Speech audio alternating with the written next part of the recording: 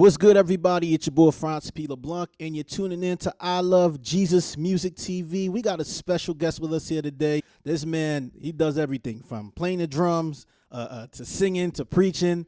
He'll give you a word and cross you up on the court too, man. So I want I want everyone to welcome Pastor Edward Busta Fields, man. How you doing, man? Hey, what up, bro? How y'all doing? How's everybody doing? We're excited about the day, y'all. Let's do it. Man, I'm so excited you decided to come out today, man. Yeah, I'm glad to be here, bro. You're good peoples, and I love what you're doing, bro. So I'm just excited about the season and being here. So let's talk, bro. When did everything start for you, man? Were you a PK? You grew up in church? I want to take it back to where everything got started. Yeah, I mean, I'm a PK, bro. Not necessarily a pastor's kid, but I grew up as a PK because my uncle didn't have any children. Mm-hmm. So, he kind of just gripped me up and made me his son or whatever. So I grew up in church playing the drums, and I migrated from the drums to the keyboard, from the keyboard to the organ. And then one Sunday, our praise and worship leader just left the church, like right before service started. And I was singing a little bit. Right. This is around like when I was like 17 years old. So long story short, we needed a praise and worship leader. My pastor threw me out there and said, "You're going to lead worship today." And ever since then, I've been singing my first solo in a church when I was like 17 years old. Mm-hmm. And God's just been blessing, man, and just taking us to higher heights and deeper depths. And God is good, man. He's just so faithful, bro, for what he's doing. Man, one of the worst things is when your pastor just throws you out there. Come on, man. Church is the breeding ground and the training ground for so many of us that's out here doing what we do now. If it wasn't for the church, I'm sure you could say we wouldn't be where we are today. So, man, how did this come about, you becoming a pastor, man? So, it was very unplanned, very not on my schedule, but definitely always on God's schedule. Right. And unfortunately, due to the transition of my leader, my former pastor, Bishop Carl Washington, mm-hmm. His sudden transition kind of left that vacancy and that opening. And we had nobody really in place, to be honest. Like, right. Let's just keep it a bean, y'all. We're going to give y'all just straight, transparent, raw talk. It was nobody in place. We had elders, we had ministers, we had preachers, but nobody was in place to lead. You know, everybody's a preacher, but not everybody's a pastor. Wow. And I wasn't even preaching at the time, y'all. So I was just chilling, being the organist, the worship leader, and we had a church meeting. Mm-hmm. Y'all know how them church meeting goes, man. It was real tight. It was real thick in the atmosphere. Everybody had their opinions and their thoughts, and we were like listing different pastors to come, right? Mm-hmm. So we had some dudes from all over the world. They was throwing their names out, and the church kept shooting them down like, nah. And one of the church mothers, she got up and said, the Lord told me that Minister Busta should be the pastor. Wow. Mind you, I'm all the way in the back of the church, like trying to stay out of things, and everyone looked back at me, and everyone was in agreement. Wow. And you know when it's God, when everybody's on one accord about something. Yeah. And from that moment, I prayed about it. I accepted it. I did my interim year. And in the year of 2018, I was elected the senior pastor there. Wow. Ambassador, Seed of Love Church, home of the green carpet. You feel me? Yeah, that's what's up, man. So I want to ask you this, man, because you're a millennial now taking over an older generational church. Mm-hmm.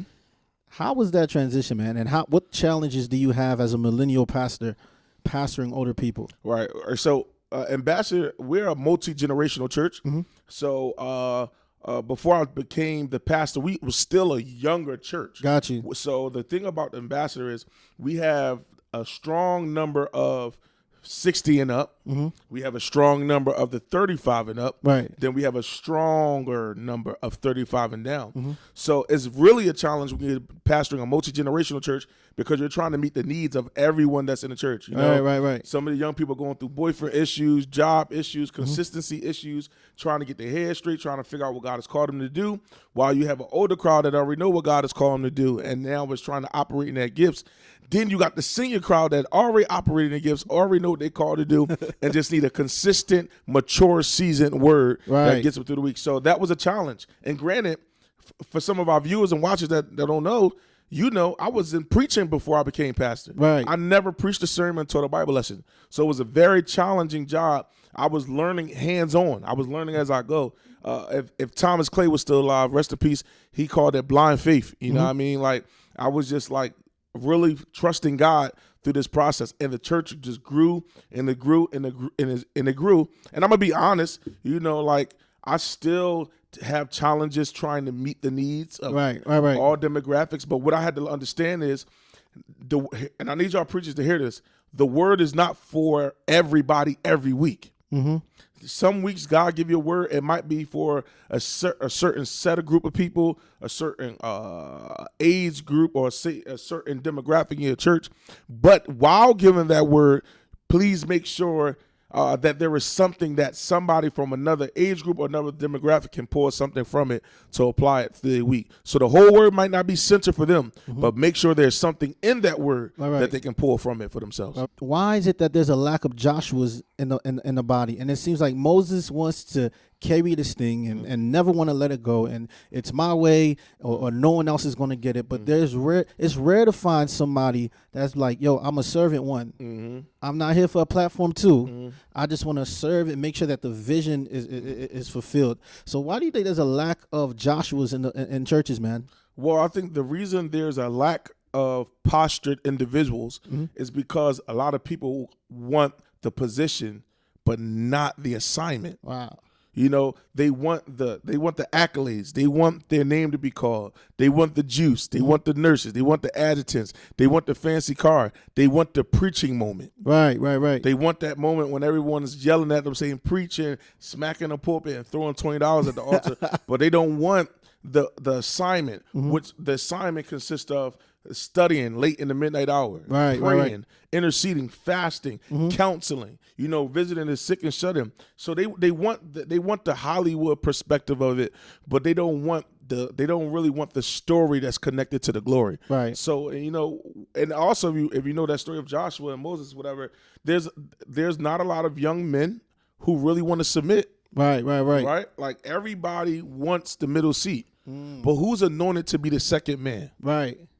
Who's anointed to be to serve the leader? Who's anointed to serve the middle seat? Not everybody's called to that middle seat, man. So, many dudes are just not submitted. They don't want correction. They don't want rebuke. They don't want guidance. They don't want wise counsel. They don't want to wait. They want accountability. Right. They don't want accountability. Yeah. They don't want to, submit to anyone. And because of that, we have curated, or we have seen the birth or the movement of a bastard generation that's starting churches with no covering. And now we got all sorts of heresy and apostasy that's on the rise because now they're starting their own doctrine and reformation and movement. Right.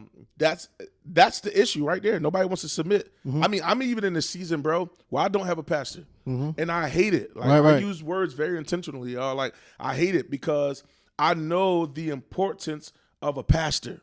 I know the importance of the function, not just the office, but the function of having a pastor in your life.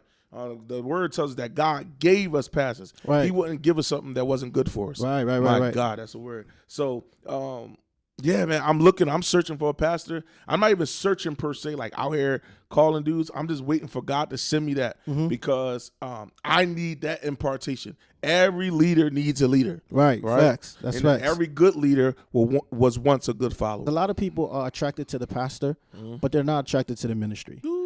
They're in it for they're there for the personality of the pastor. Let me even give you another presentation. Many people are attracted to the prophet, but not the pastor. Wow. You have a pastor that's a prophet. He operates in the other offices, gifts of the Spirit, and he has a prophetic anointing. So they're attracted to that. And thank God, because of his great pastoral ability and anointing, people glean to the pastoral side. But if he wasn't great as a pastor, they'll be more attracted to the attribute of the prophet rather than the pastor. And I see it. I even see it. They come to the church.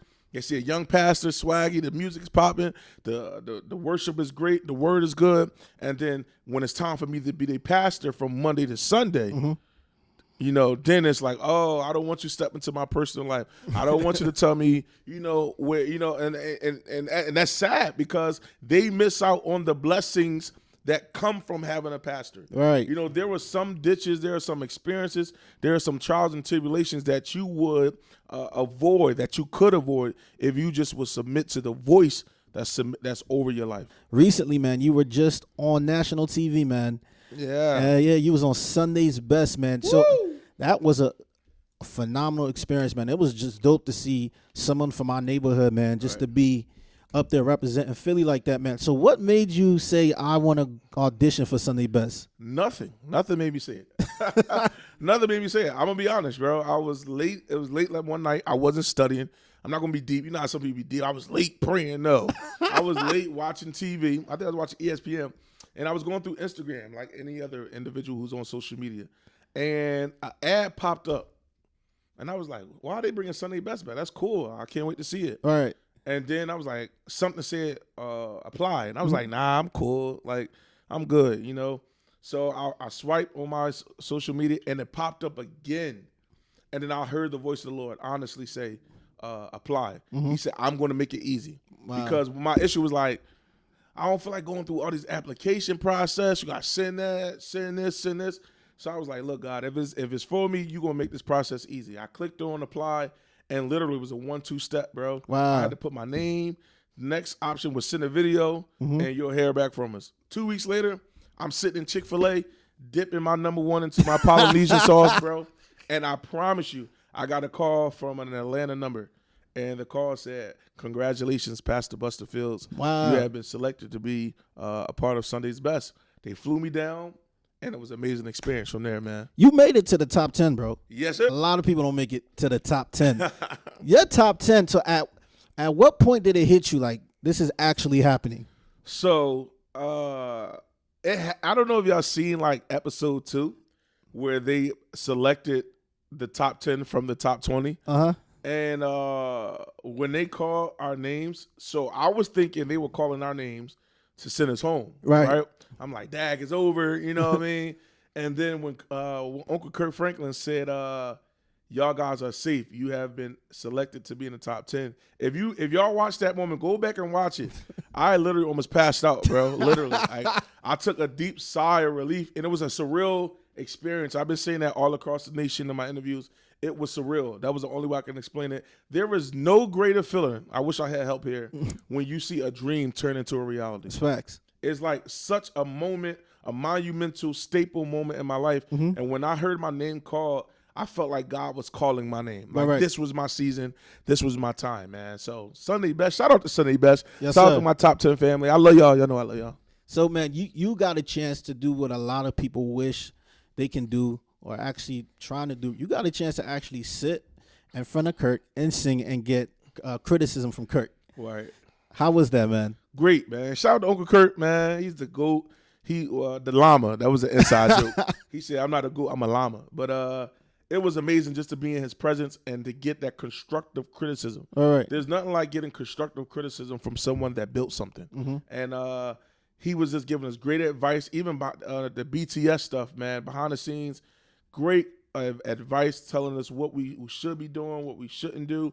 And if y'all watch the episode, y'all know Uncle Kurt was trying to pull me away. He was trying to pull me away from, like, you know, that kind of growly sound that I have and that whiny feel that I have. And I understand, because what he was trying to tell me is, I know that's who you are, but God has so much more in you. Right. He was trying to just bring out and pull out more the greatness that he saw in me. So it was amazing, man. Walking in that room and seeing Kurt right there, it was like, whoa, this is real.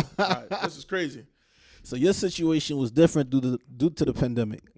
Man, so I know your situation, you had to kind of sing behind a camera. For someone who's so used to being in front of people, how was it adjusting to that? I hated it. I want to first thank Sunday Best and BET and Jesse Collins and all the producers for giving us the opportunity, because they could have canceled the show. Right. But they gave us another chance, and they figured out, they strategized and provided a way for us to go virtual, which was absolutely historic in itself and amazing. But I hated it because if y'all know anything about Pastor Busta, I love the atmosphere. I love to touch the people. I'm very hands-on. I love to be like very, very intimate in worship. I love to feel the energy and the atmosphere and the atmosphere that's in the room. So it was very challenging for me. And to be honest, when I heard we was going virtually, I knew it was over for me. Wow. Right? I knew it was done. Like, I knew I was done because that's just not my field. But let me tell anyone that's on here, whenever you see an obstacle, don't give in. Facts. Yeah. Right? Because that's what I did. Let's be honest. I gave in. I was frustrated that we had to do it this way because I knew in my head, I'm gonna keep it a bean. I'm gonna give you this. You know, I'm gonna say it first time on here. I knew if we stayed on that stage, it was over. Right. Like if we'd have stayed on that stage with that live band in background, I would have won. Period. Like I'm not even. You know what I mean? It's not even being arrogant. Right. This is what I do. This is what God has called me to do. But when we went virtual and I was in a box room with hot lights surrounding me and like we couldn't take no water breaks. We had to stand up for like 6 hours straight. It was a challenge, man. So don't give in. Conquer every obstacle, y'all. So I didn't like it, but I gave it my best, and we saw the end result of it. So what's one thing you wish you would have done differently? One thing I would have done differently is I would have gave that third performance. I would have been more intentional and gave it my all. I was frustrated. If you watched it, like I was irked. Like I wasn't even singing like myself. I was bothered. I was overwhelmed, and yeah, I'd have went harder. I would have been really more in tune, and I would have embraced that moment and really executed the way I would have. And if I'd have grabbed that mentality, I'd have won the show still, like even with virtually. But sometimes distractions, man, it can knock you off your square. But it's all right. If something knock you off your square, you get off focus, just get back in line. You know, I think Don McClicken say we fall down, but we get up. Get up, y'all. Come on, like get up and get back in the game. So do we have any new music coming from Pastor Busta anytime soon? Yeah. I'm excited about this record, y'all. It's called Whatever God Started. Right. Written by Bubby Fan and co-written by myself. Produced by some amazing individuals I can't wait for y'all to see once it's done. But it's called Whatever God Started. And basically what we're trying to convey in this message is that when God has said something and decreed something over your life, it's going to come to pass. Whatever God said, whatever God started, it's going to happen. So don't give up. Be not weary. I feel like a pastor. In well doing. Where's the you organ? shall reap if you faint not, y'all. So look, y'all, look out for that record. It's coming out within this month. Okay. It's hot. All the praise teams can sing it. Choirs can sing it. This is music for our churches. All right. Y'all can actually sing this stuff. All right, y'all, so look out for that. Man, there's a track you did out to this day, man. I have to go to my YouTube archives and get it. You did your own rendition to Withholding Nothing. Yeah. Man, I was on YouTube one and I stumbled across it and I'm like, what's going on here? And I think it was a birthday party you was at and you dropped the beat. I'm like, yo, this is crazy, son.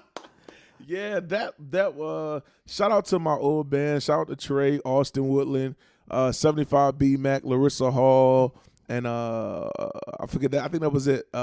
We came up with that in rehearsal one night. We was just playing around. Rodney was there. Rodney Jones was there in rehearsal, and I was just singing a song, and we was playing it. And then shout out to Sheldon too.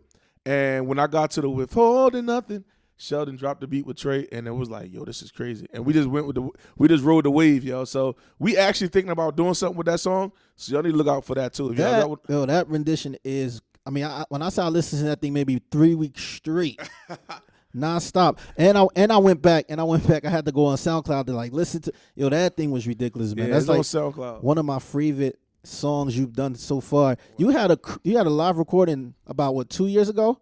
Yeah. Yeah, 3 years ago now. 3 years ago, and that live recording was bananas, man. Yeah, it was amazing. That was to this day, one of the biggest live recordings in, I think, Philadelphia history. Right now, I got people still to this day calling me and telling me, like, yo, man, that was the best recording we ever seen in Philly. Like, one of the best moments ever. So, yeah, man, shout out to that whole movement. Shout out to 300 Gang. We had a 300-voice choir. We had one of the best bands, Paris, Bowens, Jabari, Austin Woodland, Trey Lambert, Justin Cunningham, Jabari Johnson. It was crazy, y'all. That live recording was lit. We had 1,700 people all in, what church was that? True United Church, Bishop Sean Bartley. There's a big battle about to drop next week, and I kind of want to know where Pastor Busta stands with this, because we got this Brandy and Monica thing about to happen. We in Jersey. Okay. And make sure I'm safe, all right? So we want to make sure, what team you on, man? Are you team Brandy or are you team Monica? So I'm going to be honest. I'm team both of them, but if it depends on how the battle is going. So we're talking about vocal ability. Like, Brandy sings for her life, period. Like, Brandy can sing her face off. Like, that's without a doubt. But we're talking about hits. Mm-hmm. Monica got a lot of hits. I heard that. Yeah, Monica got, and the thing people forgetting, like, she got really like top 10, top 20, top 50 hits, like a plethora of them. So it's gonna be really cool because Brandy got hits too. So I'm really excited to see how this is gonna play out. If they start getting to an actual singing battle, like, Bro, we vocals, already know Brandy gonna carry, period. But we talking about hits, I gotta go with Monica. Yeah, this interview might have to be canceled. It's been talking about Monica. I'm Team Brandy all day. If you had an option to do a track with John P. Key or Hezekiah Walker, who would it be? John P. Key. Hands down. Hands down. Shout out to Hez. I love Bishop. He's my man. He's amazing. Don't know him personally, but I love him. Mm-hmm. But Uncle John, yeah, he's the GOAT. He's the best I've ever did it in my book. Him and Ron Winans and Fred Hammond. Yeah, but if I had to go with it, I would say Pastor John P. Key, man. So we already know who your number one favorite gospel artist is. Who's that? It's evident. I mean, it's in your bio that you are Lost Winans. I mean, other than the Winans family, man, who are like some of your vocal influences or people that's like that kind of played a major role in your upbringing? All right. When I was younger, my father only listened to like Fred Hammond, like that Pages of Life record and Radical for Christ. Those records are staples, man. So Fred Hammond, Ron. A lot of people think I listen to Marvin Winans. Shout out to Bishop Marvin Winans. Man, he can literally sing anything. Right. I listened to, as I got older, Ron Winans. I didn't even hear about the Winans until I got like 22, 23. Yeah. So I listened to a lot of like Ron Winans, like Consecration, all those songs that Ron used to lead, man. He's amazing. Wherever I Go, bangers, man. That's bangers. Listen to that, man. So Ron Winans, Fred Hammond, Bishop Paul Morton, John Legend, Michael McDonald, like people like that, man. I'm like passionate singers. PJ Morton. I like passionate singing. I will say one name, but I don't want this live to be blackballed, so I'm not gonna say that person's name. But yeah, him, that secular artist, he's amazing too. He went through some experiences, but yeah, I think people know what I'm talking about now. I won't say his name. So if you had the option to do a track between Kirk and Ty, oh, that's tricky. Kurt is the producer of producers, but Ty is a hero. If I had to pick, I would go with my hero. I would go with Ty Tripp. Yeah. So look, now we on the subject with Ty, man. What's your favorite Ty album of all time? Life. I mean, to be honest, if we really want to get into Ty, concepts and ideas, like, you know what I mean, the blue disc. Come on, y'all. Like this, it's those records that never got the national release. Right. You know what I mean? So, I've been following Ty since I was a little kid. I used to be in the rehearsals in Jersey. I used to be at the rehearsals at or concerts at Ford Memorial. You know what I mean? Sneaking out the crib. So I love Ty. But if I had to go my favorite Ty moment, Victory also, man. That live recording at Deliverance Evangelical Church, man, Ty, what he did that night was historic and would never be done. Hear me. It would never be done again. When you have the entire church packed out to capacity and you still have about 2,000 to 3,000 people outside in the snow, below zero temperatures, waiting to get in, and they would never got in. That's crazy. Ty is the best. I'll never forget my best friend. He gave me that CD. Wow. I didn't know nothing about Ty. Really? Yeah, I grew up in a Haitian church. Oh, yeah. So I didn't know much about gospel artists at the time. And my best friend was like, yo, I got this CD. I think you might like it. And he gave me the Victory CD. When I said I played that thing till it did not work, bro, I played it so much, it was to the point like I downloaded it on my laptop and it was still skipping. Wow. When I download. So Ty, man, to me is the GOAT. He's one of my great, man. My He's favorite. He's like a superhero. Facts, man. And like, think about Ty back in that era, man. Like, we would try and dress like Ty. We was trying to walk like Ty. We was trying to talk like them. Like, we used to watch. I remember we used to go on to YouTube and watch their videos. For hours. Right. Like, I'm a real Ty fan, man. So, shout out to Ty, man. You know I love you, bro. You're so dope. I remember Ty came out to Coatesville one time. Wow. He did a concert at the high school. And I'm like, yo, this is crazy. I went to church the next day, and I tried and I attempted to do what I heard, bro. The Lord humbled me real quick. And if you could put together your perfect team using gospel artists or secular artists and musicians, I'm talking about you're leading, you got your alto, you got your tenor, You got your soprano. Wow. You got your musicians. Who would it be, man? He put me out there today. So name them. Yeah. First of all, I would never choose anybody over Friends. Friends will always be my background vocals. They held me down. We have went to churches all across this nation and shut churches down with the glory of God. Mm-hmm. Hallelujah, right? But Friends are just amazing. Band, I'm gonna be honest, man. My band holds me down. You know, I love them cats. I wouldn't trade them in for the world. Shout out to Ricky. You know, shout out to Micah. Shout out to Larry, Larissa, Austin Woodland, Jordan Hammond, Charles Chuddy Smith. You know what I mean? Those dudes, man, they held me down. My favorites, if I had to go, like, they understand this. Y'all know I love y'all. But if I had to pick like some specifics, like greats, Jonathan Du Bois, Stephen Ford, you know what I mean, Jamar Jones, you know what I mean, I'm going with Mark Gerb Thomas or Boots, Noel Terrell, you know what I mean, Wayne Moore on bass, you know what I mean, Ray on guitar, those dudes, Aaron Draper on percussion. Yeah, that's how we gonna go. We're gonna go straight Philly on it. Do you think that musicians are overlooked in church? Yeah, but not from the aspect of financially. I feel like we overlook them spiritually. I feel like we don't hold them accountable because because accountability in this season runs people away. Right. So because we're trying to keep them, we don't want to put a greater accountability on them to be a minstrel and not a musician. So like my church, my musicians know, like, you got to have a Bible. Like when I'm preaching, follow along. Like you're just not an employee. Like you're a disciple. Right. You know what I'm saying? Like get this word. Like, so I feel like we overlook them from that. And then even financially, let's be honest. I was a musician. People do take advantage of musicians, man. You know what I mean? And like, where do you go in life? Where do you go in life where you get the service before you pay for it? Wow. Like you might get that in a restaurant, right? But you're still in their facility. Like you ain't leave. Right. You know what I mean? Like you ain't going to get your plumbing fixed without paying them. You're not going to get your roof fixed without paying them. Right. You know what I mean? Like at least there's some level of deposit or something. Right. Musicians, man, we play for a 5-hour service. Y'all shouting for 3 hours. You know what I'm saying? We got to sit there. We got to bang up our equipment. We got to come Wednesday for another 3-hour rehearsal. Then Sunday. And then we might have the afternoon service. We never know what's going on throughout the week. And we got to travel. We got to lug the gear and all that. And then you pay us $125 for that week. Right? You know what I'm saying? Like, so, you know what I mean? And then sometimes you don't even get the whole 125. Sometimes you only get the 75. Like, hey, man, we a little short this week. Like, can you go to Pico and say you short? Like, you know what I mean? So I do think there needs to be a greater level of respect. But as well as the boss or the employer giving you respect, I believe that the employee needs to respect the employer. Right. So not musicians showing up late, that's not thorough. Right. Like not learning the music and coming through rehearsal and stumbling, and we got to stop because rehearsal is not for us to go over music. Right. I mean to learn music.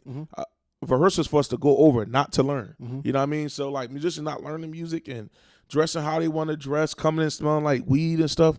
That's not professional. Facts. Like you can't go to a secular job like that, a professional corporate job. So why would we do that in the house of the Lord? You know what I mean? So I think on both ends we need to take a look at it. Can you recall one of the funniest moments you've experienced while leading, preaching, or ministering out? All right. I would have to say the funniest moment was Leah Core Center Holiday Praise 2018. Busta and Friends had to sing. And we were one of the opening acts. And, man, they had Leandra Johnson, Ricky Dillard, Kurt Franklin, Byron Cage, Marvin Sapp. It had everybody on this concert. Jason Champion. It was just crazy, man. And we were the opening act. All right. So we were excited. We a young group, major opportunity, about 10,000 people in the crowd. We come out with our uniforms, a Christmas concert, right? We come out with our Christmas ugly sweaters on. Everybody laughed at us. Like we walking out backstage, you see all the artists. Jermaine Dolly sitting right there. Shout out to Big Bro. He's sitting there looking at us. People laughing at us. He up there. He know what we about to do. He's sitting there like, man, watch y'all laughing now, but watch. So we walk on. We hear the crowd laughing. We even see some artists laughing. Like seriously, we get on the stage and man, we shut the Leah Core Center down so bad that we getting off the. Mind you, they only gave us 5 minutes. Right. So I left the stage. You know, I don't like to go over time. I left the stage at like 4:35. Right. I'm running off the stage. We running off the stage. The people in the crowd, the fans was cheering us, talking about come back, yelling from the audience, man. Wow. So that was like the crazy experience ever, man. And the artists, all the major artists, I named y'all, they was sitting there and wow, like who is this guy and who is this group of singers? So it was great. It was great. That's what's up, man. So last question, man. At the end of the day, when people experience your ministry, man, what do you want them to take away from that? Well, man, I just want people to know that when I minister and when I'm singing, man, I'm singing from an experienced place. Every time I sing, I want to minister to somebody. Mm-hmm. Like I want to show people what God can do in your life, and I'm an example of what God can do. Right. He changed my life, man. And I'm not perfect, but I have a posture, bro. I really love God. You know, I consider myself like David. He made some mistakes, but I'm a man after God's own heart, man. And I just want people to feel that passion, that worship, that anointing that I believe that the Lord has given for me. And I want you to feel that. I want you to be in tune with me and in touch with me. And yeah, man, that's what I want people to feel. And thank you once again for coming out. I'm definitely excited to see what you have in store, and definitely excited to see God's hands upon your life, man. It's a dope thing to see when we see God's hands on someone's life, man. Wow. And God just expanding them and taking them to new territories and new levels, man. So we definitely here for you, man. We supporting you, and we can't wait to see what you about to come out with, what you about to do, man. Tell the people where to follow you. Tell the people how to get connected with you, man. Cool. Well, first I want to thank my brother again for allowing me to be on this space and this platform. Shout out to all his followers. Look, make sure y'all stay with bro, man. He's doing an amazing job. I love you too, bro. Appreciate you. Y'all can follow me on Instagram and Twitter at Pastor Busta, PastorBusta. Put that on the screen. I hope y'all can do that. But PastorBusta, Pastor Busta. And on Facebook, you can follow me with Edward Buster Fields. And look, my staff doesn't run none of my social media. I run my own social media. So inbox me, reach out to me. We're available for booking, virtual concerts. We'll even come to your church. We ain't got to be virtual. We're doing live concerts. Just call us and we be right there, y'all. It's your boy, Pastor Busta. I love you, and there's nothing you can do about it. Thank you all once again for tuning in to I Love Jesus Music TV. Yeah. Stay tuned. We got some great things in store for you. We got some people that's coming that's going to blow your mind. So once again, have a good day, and I'll see you soon.